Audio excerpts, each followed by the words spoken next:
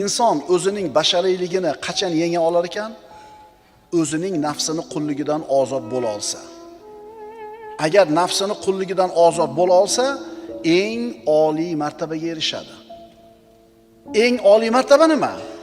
Alloh taoloning quli bo'lish. Birodarlar, inson yo Allohning quli bo'ladi, yo boshqa narsalarning quli bo'ladi.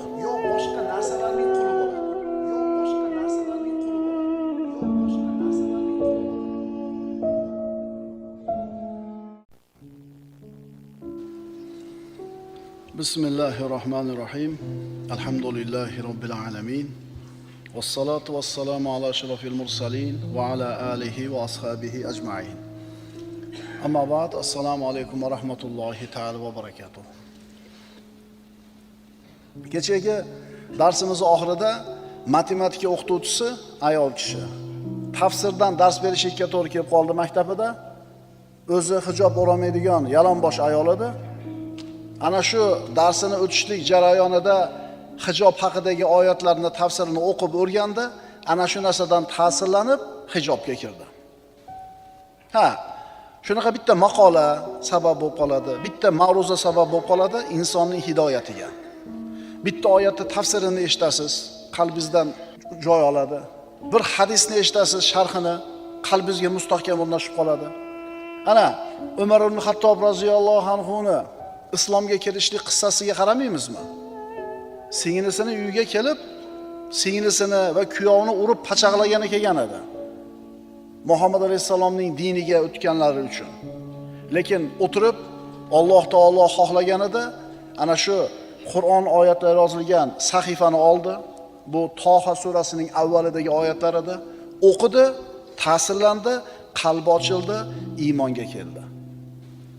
Inson mana shunday bir uni saodatli qiladigan shuurlarni, saodatli hislarni topishligi uchun o'qish kerak, ma'ruzalarni eshitish kerak, fikr qilish kerak va saodat degan shuurni topish kerak va natijaga erishish kerak. Endi mana shu topgan shuuri agar topsa, saodatli shuur qalbida yo doimiy bo'ladi, yo vaqtincha bo'ladi. Yo doimiy bo'ladi yoki vaqtincha bo'ladi. Bu nima degani? Darsga keldingiz, tingladingiz, ta'sirlandingiz, amalga kirdingiz, yuksaldingiz. Ana shu saodatli shuurni topdingiz. Endi mana shu holatingizda davomiy turishligingiz sizning ulug'vorligingiz, sizni qahramonligingiz. Ammo haqni taniganidan keyin, unga amal qilgandan keyin vaqt o'tib yana eski holatga qaytib qolayotgan bo'lsangiz, ana shu saodatli shuurlarni yo'qotayotgan bo'lsangiz, bu muammo. Hajga borib keladi, iymoni yuksaladi, boshqacha bo'lib yuradi bir oy, keyin boyagi boy xo'ja. Ramazonda taraviga keladi, xatmi Qur'onlarni eshitadi, roza tutadi, iymoni yuksaladi, bir oydan keyin qarasangiz eski holat. Tushunarlimi? Qaytib sigaretni ushamayman deb turib qasam ichgan hajga borganda. Qaytib aroqni oldiga kelmayman deb qasam ichgan. Qaytib qimor o'ynamayman deb Allohga ahd bergan. Chunki ana shu holatda hajdagi yuksak holatida saodatli shuurlarni his qilib turib shu gapni aytdi, keyin qaytib kelib boyagi boyxo'ja bo'lib qoldi. Demak, ulug'vorlik nimada ekan? Insonning qahramonligi nimada ekan? Iymoni yuksalganidan keyin, ana shu al-vajd, saodatli shuurlarni topgandan keyin shu holatida davomiy bo'lishligi ekan. Mo'min doim shunaqa bo'ladi. O'qiydi, zikr aytadi, Qur'on tilovat qiladi, ma'ruzalar tinglaydi, fikr qiladi, doimiy suratda o'zini ustida ishlab turganligi uchun doimiy suratda yuksalib turadi. Muqassirlar esa, o'sha bir iymonida zaif bo'lganlar mavsumi kelganda bir yuksalib oladi, keyin pastga qarab yuradi. Iymoni zaiflar ana shunday bir yutuqqa erishganidan keyin, mana shunday ularni baxtli qiladigan hislarni, tuyg'ularni, shuurlarni totib ko'rgandan keyin o'zini nazorat qilmay qo'yadi, topgan narsasini yo'qotadi, yana eski ahvolga tushib qoladi. Ya'ni uni insoniyligiga yengib qo'yadi. basharligi yengib qo'yadi. Bandaligi yengib qo'yadi.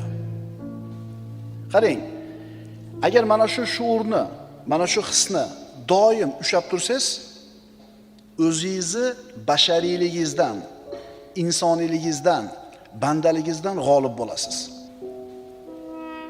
Sen basharsan, birodar, chunki yeging keladi, ichging keladi. Ayollarni yaxshi ko'rasan, pulni yaxshi ko'rasan, mansabni yaxshi ko'rasan, boylikni yaxshi ko'rasan, basharsan. Bu xohish shahvatlar seni tabiatingga joylab qo'yilgan.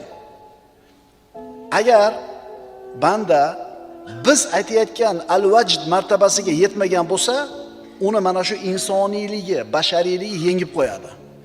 Natijada shahvatlarining quli bo'lib qoladi.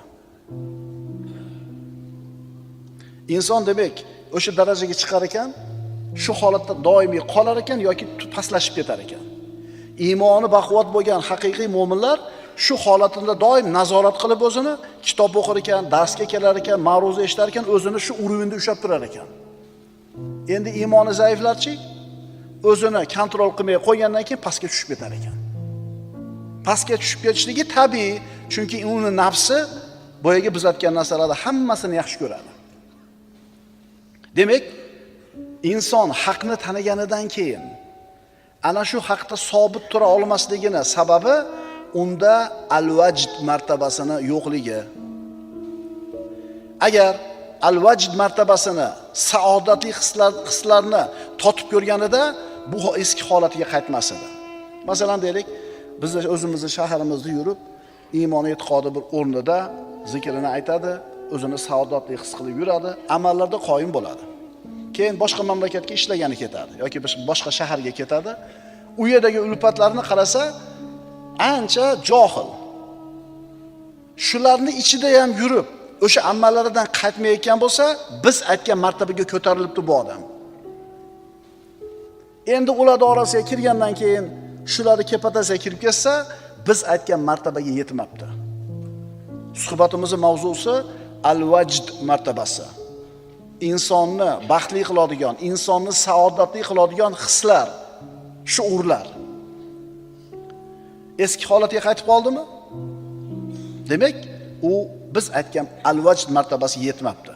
Chunki hadisda payg'ambarimiz aytdilar, uni Alloh kufrdan saqlaganidan keyin, kufrdan qutqargandan keyin yana kufrga qaytib qolishlikdan qo'rqsa, xuddi o'tga tushishlikdan qo'rqqanidek.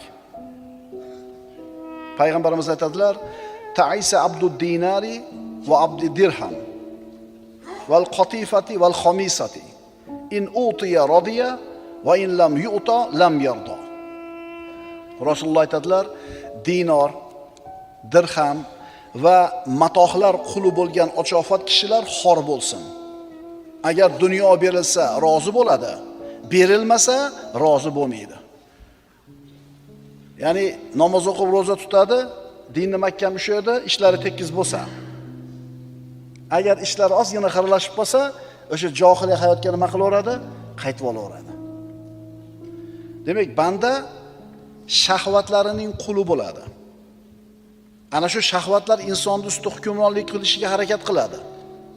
Agar shahvatiga qul bo'lib qolsa inson, ana shu shahvati nima desa, o'shini qiladi. Ammo al-vajd martabasiga yetgan bo'lsangiz, shahvatlaringiz hech qachon ustingizda hokim bo'lmaydi.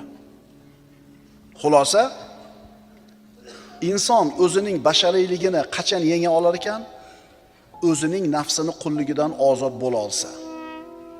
Agar nafsini qulligidan ozod bo'la olsa, eng oliy martabaga erishadi. Eng oliy martaba nima? Alloh taoloning quli bo'lish. Birodarlar, inson yo Allohning quli bo'ladi, yo boshqa narsalarning quli bo'ladi. Afaroayta man ittaxada ilahahu hawahu. O'zining havoyi nafsini deydi Alloh taolo, iloh qilib olgan odamni ko'rmadingizmi? Qaytaraman. Alloh taolo aytayapti, afaroayta man ittaxada ilahahu hawahu. O'zining havoyi xohishini, nafsining xohishlarini iloh qilib olgan odamni ko'rmadingizmi deyapti. Demak, inson yo Allohning quli bo'ladi, yo havoyi xohish shahvatining quli bo'ladi. inson bolasi yetishi mumkin bo'lgan eng oliy martaba Allohning quli bo'lish. Birodarlar, bizchi xolismi, xolamizmi qulmiz. Allohni tanigan odam ham qul, Allohni inkor qilgan odam ham qul. Ob-havoda quli. Shart-sharoitni quli. Insonda nima bor? Insonda yaxshi ish qilish yoki yomon ish qilishlik ixtiyori bor xolos. Boshqa hech qanaqa ixtiyori yo'q. Inson qul, kasallikni quli, kambag'allikni quli, boylikni quli, qo'rquvni quli, vahimani quli. Aytinglarchi bir ozod bo'lgan joyni mutlaq. Bitta. Yo Allohga qul bo'lish, yo havoyi nafsiga qul bo'lishida ixtiyori bor xolos. Astag'firu billah. Va ma xalaqtul jinna val insa illa liya'budun. Men deydi Alloh taolo, jin va insonlarni faqat o'zimga ibodat qilishlari uchun yaratdim dedi. Agar kishi Allohning quli degan martabaga yetib olsa, shaytonga itoat qilmaydi. Havoyi nafsiga itoat qilmaydi. Harom shahvatlar yo'q. O'zini nafsi rozi bo'ladigan ishlarni qilmaydi. Nafsiga yoqmasa ham Allohni rozi qiladigan ishlarni qiladi. Ana Payg'ambarimiz sollallohu alayhi vasallam Toif ahlini islomga da'vat qilish uchun bordilar. Toif ahli juda xunuk muomala qilishdi. U zotni toshbo'ron qilib haydashdi. Qurayshning sayyidi, Abdul Muttolibning nabirasi, as-sodiqul amin bo'lgan, ishonchli, omonatdor bo'lgan eng hurmatli kishini toshbo'ron qilib haydashdi. Muborak tovonlari yorildi.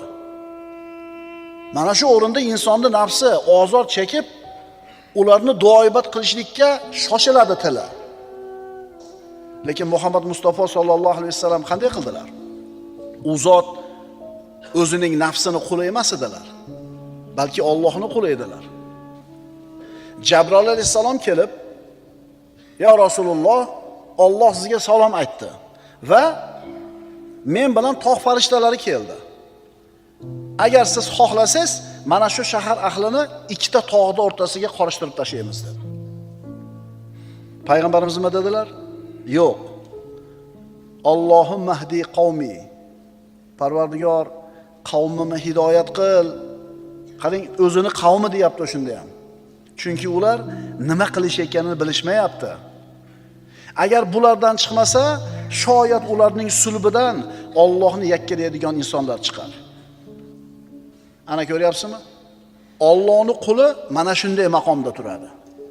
Nafsini quli nima qiladi? Duoibat qilib tashlaydi. Biz al-vajd martabasi deyotganda mana shu narsani xohlayapmiz. Inson uni saodatli qiladigan shuurlarni doim topib tursin, inson o'zining shahvatlarining ustidan g'olib bo'lsin. Mana shu o'rinda endi ulamolarning bir so'zini aytishimiz o'rinli bo'ladi. Bu maqomda odamlar uchga bo'linadi. Mutlaq qul, mutlaq ozod inson va ikkalasining o'rtasidagi holat. Mutlaq qul kim? Allohdan uzoq, o'zining shahvatlariga qul bo'lgan inson. U mutlaq qul. U faqat shahvatining xizmatini o'ylaydi. Hech kimga hech qanday yordamni bermaydi agar foyda ko'rmasa. Pul olmasa o'rnidan jilmaydi. Bunaqa inson mutlaq qul bo'ladi. Menga nima deydi? Menga kerakmi deydi. Menga nima foyda bor bundan deydi. Foyda yo'qmi? Qilmaydi. Mana shu odam nafsini quli bo'ladi.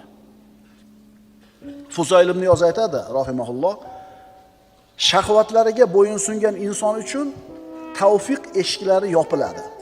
Nima degani bu? Faqat o'zini havoyi nafsi shahvatlarini orqasidan yurgan odamni Alloh taolo yaxshi, to'g'ri, xayrli narsalarga muvaffaq qilmaydi. Hech qachon yeta olmaydi bunaqa odam. Bunaqa odam uchun dunyoda faqat shumlik bor, yomonlik bor. Oxiratda bo'lsa jahannam bor. Qatoda radhiyallohu anhu aytadi. Alloh taolo maloikalarga shahvatsiz aqlni berdi. Maloikalarda shahvat yo'q, faqat aql bor. Hayvonlarga shahvatni berdi, aqlsiz. Hayvonlarda faqat xohish istak bor, aql yo'q. Endi insonga esa aqlni ham, shahvatni ham ato qildi. Endi qaysi bir odamning aqli shahvatini yengsa, bas u maloikalar bilan birga bo'ladi. Endi kimni shahvati aqlini yengib qo'ysa, bas bu odam hayvonlar bilan birga bo'ladi. Inson shahvatlaridan ozod bo'lgan bo'lsa, shunda u mutlaq ozod bo'ladi. O'zining shahvatlarini yenggan odam haqiqiy ozod inson bo'ladi. Endi savol. Inson bir vaqtning o'zida ham qul, ham ozod bo'lishi mumkinmi? Insonning hayotida qullik bilan ozodlik birlashadimi? Savol shundaylar. Ham qul, ham ozod bo'ladimi bir vaqtda o'zida? Ha, bo'ladi. Haqiqiy ozod inson o'zini qalbini bu dunyoning matohiga qul bo'lishdan qutqarib, Robbil alaminning quli bo'lishiga erishadi. Shu bilan uning shaxsiyatida qullik va ozodlik birlashadi. Dunyoni matohiga bo'lgan qullikdan ozod, lekin Allohga qul. Tushunarli bo'ldimi? Allohga qul, dunyo matohidan, shahvatlaridan ozod. Allohga haqiqiy qul bo'lgani uchun bu dunyoni matohidan ozod bo'ladi. Bu dunyoning matohidan ozod bo'lgani uchun Allohga qul bo'ladi. Demak, doim yuksalib boradi. Mana shunday u mo'min doim yuksalib boradi. Allohning unga ko'rsatgan marhamatlariga nazar solganida uni baloga uchraganlar qatorida qilib qo'ymaganiga shukr keltiradi. Balo egalari kim? Dunyoda yashab turib balo ahllari deb kim aytamiz? Bu shunaqa odamlarki, o'zlarining havoi nafsiga qul bo'lgan odamlar. Agar bizdan balo ahllari kim deb so'raydigan bo'lsa, shunday javob berishimiz kerak. Hayotni o'zi balo. Val asr innal insana lafi xusr. Asrga qasam, albatta inson ziyondadir. Ya'ni baloga kirdi. Dunyoga kirishi bilan o'sha baloga kirdi. Shu balodan faqatgina iymoni bo'lsa, solih amali bo'lsa, bir-birini haqqa chaqirsa va sabr qilsagina bu balodan omon bo'ladi. O'shuning uchun aytyapmiz, dunyoni o'zi balo. Dunyoni hamma yo'g'i tashvish, mashaqqat, qo'rquv, xavotir. Endi haqiqiy balo egalari kim? Allohni tanimaganlar. O'ylamanglar. Qo'lida milliardlagan dollari bo'lsa, tani sog' bo'lsa, dunyoviy maishati zo'r bo'lsa, buni hayoti zo'r demang. Agar Allohni tanimagan bo'lsa. Astagfirullah. Va man a'rada an zikri fa inna lahu ma'ishatan donka. Alloh taolo aytayapti, kim mening eslatmamdan yuz o'girsa, nimadan? Dindan yuz o'girsa, bas albatta uning uchun tang, baxtsiz hayot bo'lur. Allohni tanimagan, Allohga qullik qilmagan odam dunyodagi eng baxtsiz odam. Milliardda bo'lsa ham, trilliardda bo'lsa ham. Bunaqa odamlar otdek sog'lom bo'lishi mumkin. Bironta kasallik hidi ham bo'lmasligi mumkin. Obro'si, daromati katta bo'lishi mumkin, mansabi, lekin Allohdan g'ofil bo'lganligi uchun bu odamlar baxtsiz deyiladi. Endi siz bilan biz Allohdan g'ofil emasmizmi? Demak, o'z-o'zidan siz bilan biz eng baxtli odamlarmiz. Shuni his qilamizmi, yo'qmi? Tarixda o'qisangiz, ne jahongirlar, ne sultonlar, podshohlar kelib ketdi. Ana shu taxtga, mansabga, boylikka, saltanatga erishish uchun qanaqa xiyonatlarga, qanaqa bir gunohlarga, harom ishlarga qo'l urishmadi. Kimisidir mana shu bir harom yo'llar bilan yetdi, kimisidir yetmadi, lekin hammasi ketdi. Endi siz o'zingizni baxtli his qiling. Nima uchun? Shunaqa harom ishlarga Alloh taolo sizni burib qo'ymadi. Birovni o'ldirmadingiz. Birovni ustidan tuhmat qilmadingiz. Birovni molini tortib olmadingiz. Siz ham 50 yildan keyin, 100 yildan keyin yo'q bo'lasiz. Ular ana shu mansabga kelguncha nima ishlarga qo'l urganligini o'zlari biladi va Robbilari biladi. Ertaga qiyomat bo'lganda ana shu mansab, ana shu dunyo qo'lingizda bo'lmaganiga hamdar aytasiz. Shuni hozir his qiling.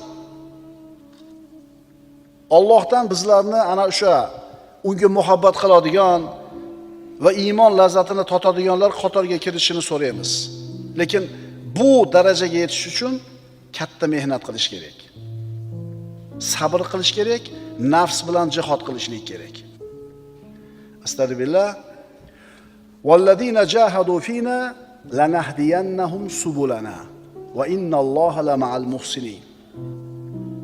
Bizning yo'limizda jihad qilgan, kurashgan zotlarni albatta o'z yo'llarimizga hidoyat qilamiz. Aniqki, Alloh chiroyli amal qilguvchi zotlar bilan birgadir. Eng katta jihad inson o'zining nafsi bilan qiladigan jihodi. Al-Vajd martabasini o'qidik. Al-Vajd bu saodatli shuurlar. Din deganda biz nimani tushunamiz? Aqida, ibodat, axloq, muomala, farz, harom.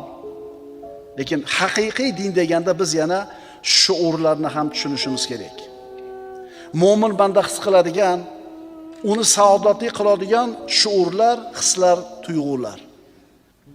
Bandani Allohning roziligiga qarab yurib borishligida mana shu shuur, hislarning o'rni juda ham katta. Mana shu shuurlar iymon yo'lidagi motorga o'xshaydi. Motor baquvvat bo'lsa, mashina har qancha yukni mashaqqatni qilmasdan sudrab keta oladi. Agar mana shu shuurlar, motor bo'lib turgan shuurlar zaiflashadigan bo'lsa, susayib ketsa, inson mana shu saodatni his qilmay qo'ysa, qilayotgan amallari faqatgina shakli bo'lib qoladi. Din faqatgina ma'lumot bo'lib qoladi, fikr bo'lib qoladi, munoqasha bo'lib qoladi. Agar bu holatda dinni ushlaydigan bo'lsangiz, sizni din malolantiradi. Din odamlarni qiynaydigan quruq amallarni o'zi bo'lib qoladi. Ana shu shuurlari, hislari bandani Alloh sari yetaklaydi. Alloh azza va jalladan siz bilan bizni ham mana shu al-Vajd martabasiga yetishimizga muvaffaq qilishligini so'raymiz. Aqulu qawli hada va astagfirulloh li va lakum. Vassalomu alaykum va rahmatullohi ta'ala va barakatuh.